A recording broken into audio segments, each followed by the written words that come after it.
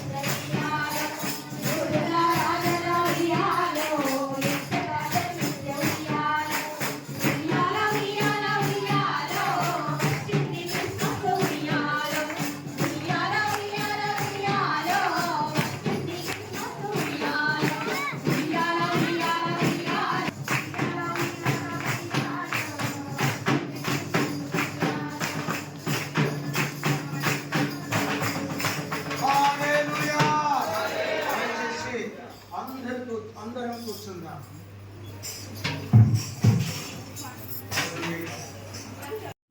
ఘనంగా ఎందుకు జరిపించుకుంటున్నామంటే మన ప్రభువైన యేసుక్రీస్తు వారు ఈ లోకంలో జన్మించినాడు.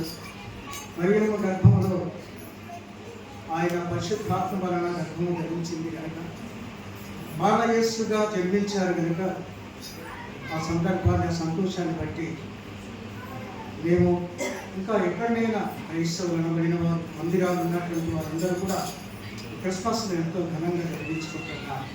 మేము కూడా చిన్న సంఘమును బట్టి మేము కూడా సంతోషంగా జరుపుకుంటున్నాం. ఈ వేడుకలు నిజంగా అద్భుతమైనటువంటిది. ఆయన మానవ జాతి కొరకు, అనగా మానవులైన మా కొరకు, మనందరి కొరకు ప్రభువైన యేసుక్రీస్తు వారు శిలువలో మరణించవలసి వచ్చినది.